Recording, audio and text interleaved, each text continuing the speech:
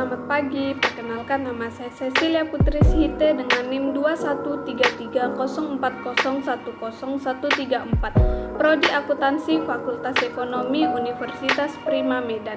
Dengan Bapak pengampu mata kuliah yaitu Bapak Hotua Samosir SPD, MSI. Mata kuliah Sistem Informasi Akuntansi. Baiklah, di sini saya akan menjelaskan topik ke-6 yaitu tentang sistem pengendalian internal SIA. Ancaman atas sistem informasi akuntansi. Ancaman pertama yang dihadapi perusahaan adalah kehancuran karena bencana alam dan politik seperti kebakaran atau panas yang berlebihan, banjir dan gempa bumi, badai angin dan perang. Ancaman kedua bagi perusahaan adalah kesalahan pada software dan tidak berfungsinya peralatan seperti kegagalan hardware. Ancaman ketiga bagi perusahaan adalah tindakan yang tidak disengaja seperti kecelakaan yang disebabkan kecerobohan manusia, kesalahan tidak sengaja karena teledor, kehilangan atau salah meletakkan kesalahan logika, sistem yang tidak memenuhi kebutuhan perusahaan, kesalahan atau kebutuhan perusahaan, kesalahan terdapat kerusakan pada software, kegagalan sistem operasi, gangguan dan fluktuasi listrik, serta kesalahan pengiriman data yang tidak terdeteksi. Ancaman keempat yang dihadapi perusahaan adalah tindakan sengaja seperti sabotase, penipuan komputer, dan penggelapan. Mengapa ancaman-ancaman SIA meningkat? Yang pertama, peningkatan jumlah sistem klien atau server memiliki arti bahwa informasi tersedia bagi para pekerja yang tidak baik. Oleh karena LAN dan sistem klien atau server mendistribusikan data ke banyak pemakai karena lebih sulit dikendalikan daripada sistem komputer utama yang terpusat. Yang ketiga, WAN memberikan pelangganan dan pemasok akses ke sistem dan data mereka satu sama lain yang menimbulkan kekhawatiran dalam hal kerahasiaan. Tinjauan menyeluruh konsep-konsep pengendalian. Pengendalian internal adalah rencana organisasi dan metode bisnis yang dipergunakan untuk menjaga aset, memberikan informasi yang akurat dan andal, mendorong dan memperbaiki efisiensi jalannya organisasi, serta mendorong kesesuaian dengan kebijakan yang telah ditetapkan. Klasifikasi pengendalian internal. Prosedur-prosedur pengendalian khusus yang digunakan dalam sistem pengendalian internal dan pengendalian manajemen mungkin dikelompokkan menggunakan 4 kelompok pengendalian internal berikut ini. Yang pertama, pengendalian untuk pencegahan, pengendalian untuk pemeriksaan, dan pengendalian korektif. Yang kedua, pengendalian umum dan pengendalian aplikasi. Yang ketiga, pengendalian administrasi dan pengendalian akuntansi. Yang keempat, pengendalian input, proses, dan output. 5 komponen model pengendalian internal KOSO yang saling berhubungan adalah: yang pertama, lingkungan pengendalian; yang kedua, aktivitas pengendalian; yang ketiga, penilaian resiko; yang keempat, informasi dan komunikasi; yang kelima, pengawasan atau monitoring. Lingkungan dan aktivitas pengendalian. Lingkungan pengendalian terdiri dari faktor-faktor berikut ini. 1. Komitmen atas integrasi dan nilai-nilai etika. 2. Filosofi pihak manajemen dan gaya beroperasi. 3. Struktur organisasional. 4. Badan audit dewan komisaris. 5. Pengaruh-pengaruh eksternal. 6. Kebijakan dan praktik-praktik dalam sumber daya manusia. 7. Metode untuk memberikan otoritas dan tanggung jawab. Secara umum, prosedur-prosedur pengendalian termasuk dalam satu dari 5 kategori berikut ini. Yang pertama, otorisasi, transaksi, dan kegiatan yang memadai. 2. Pemisahan tugas. 3. Desain dan penggunaan dokumen serta catatan yang memadai. 4. Penjagaan aset dan catatan yang memadai. 5. Pemeriksaan independen atas kinerja. Ringkasan materi sistem pengendalian internal. Sistem pengendalian intern suatu perencanaan yang meliputi struktur organisasi dan semua metode dan alat-alat yang dikoordinasikan yang digunakan di dalam perusahaan dengan tujuan untuk menjaga keamanan harta milik perusahaan. memeriksa ketelitian dan kebenaran data akuntansi, mendorong efisiensi dan membantu mendorong dipatuhinya kebijakan manajemen yang telah ditetapkan. Dari definisi di atas dapat kita lihat bahwa tujuan adanya pengendalian intern menjaga kekayaan organisasi, memeriksa ketelitian dan kebenaran data akuntansi, mendorong efisiensi, mendorong dipatuhinya kebijakan manajemen. Dilihat dari tujuan tersebut, maka sistem pengendalian intern dapat dibagi menjadi dua, yaitu pengendalian intern akuntansi atau preventive control dan pengendalian intern administrasi atau feedback control. Pengendalian intern akuntansi dibuat untuk mencegah terjadinya efisiensi yang tujuannya adalah menjaga kekayaan perusahaan dan memeriksa keakuratan data akuntansi. Contoh adanya pemisahan fungsi dan tanggung jawab antar unit organisasi. Pengendalian administratif dibuat untuk mendorong dilakukannya efisiensi dan mendorong dipatuhinya kebijakan manajemen. Dikerjakan setelah adanya pengendalian akuntansi.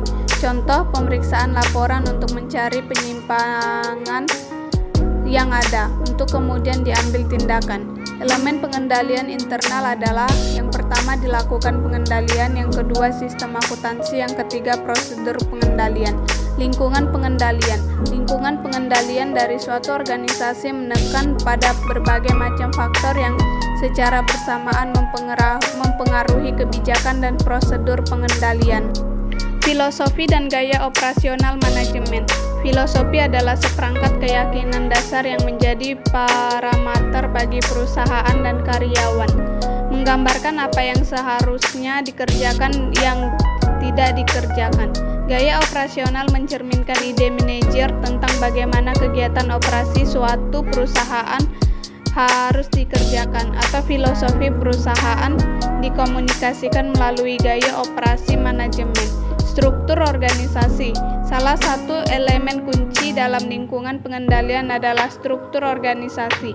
Struktur organisasi menunjukkan pola wewenang dan tanggung jawab yang ada di dalam suatu perusahaan, atau desentralisasi maupun sentralisasi.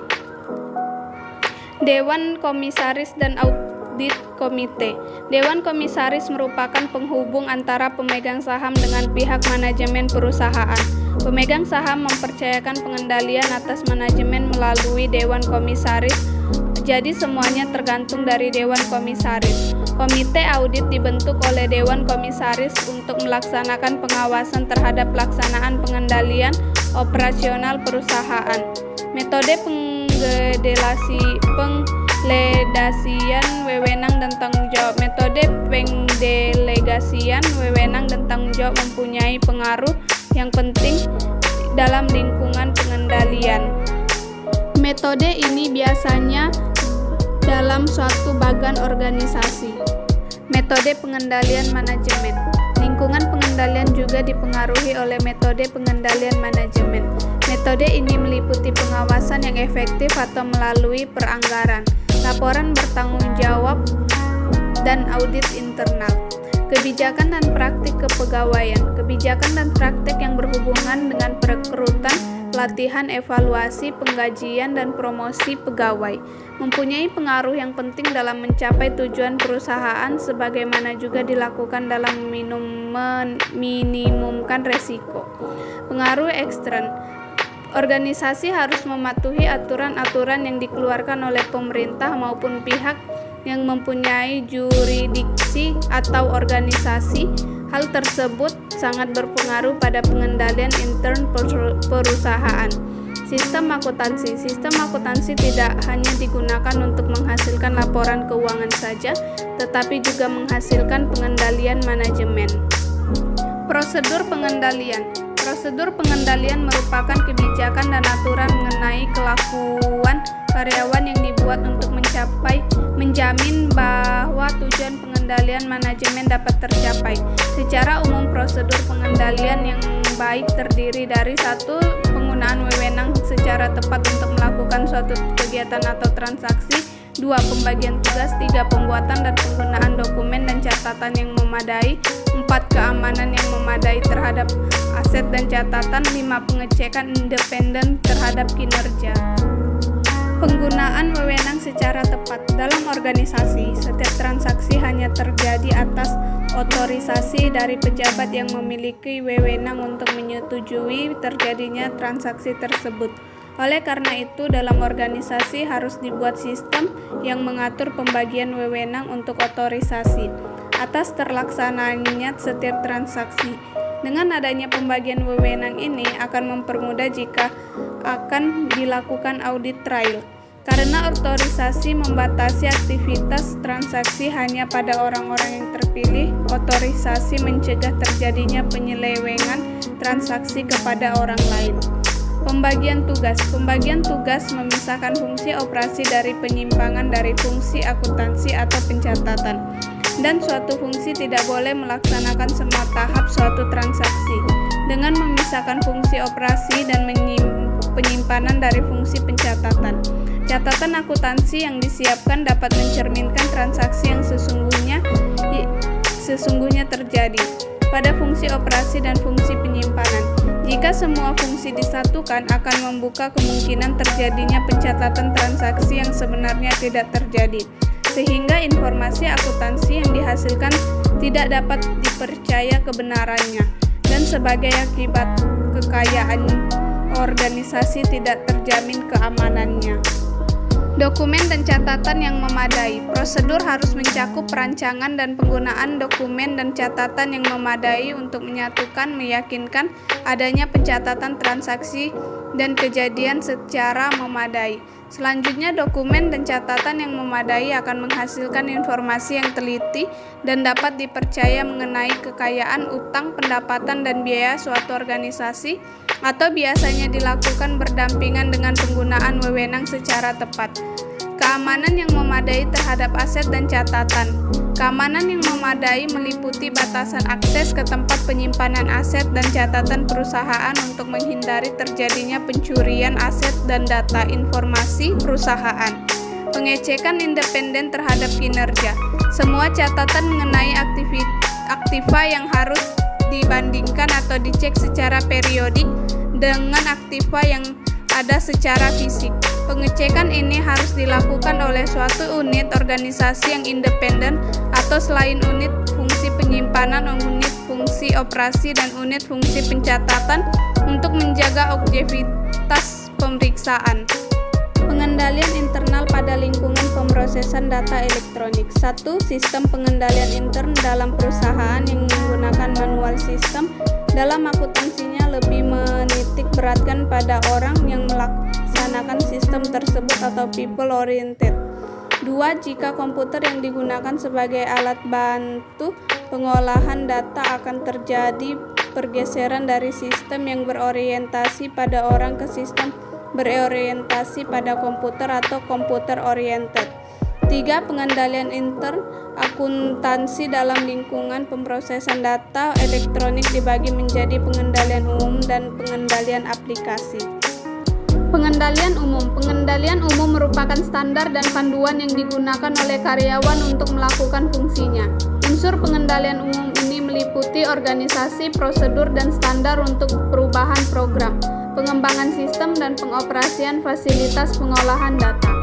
Organisasi. Dalam manual sistem pengendalian dilaksanakan dan memisahkan fungsi-fungsi pokok atau operasi penyimpanan dan akuntansi. Suatu transaksi akan dilaksanakan oleh fungsi operasi jika ada otorisasi dari yang berwenang.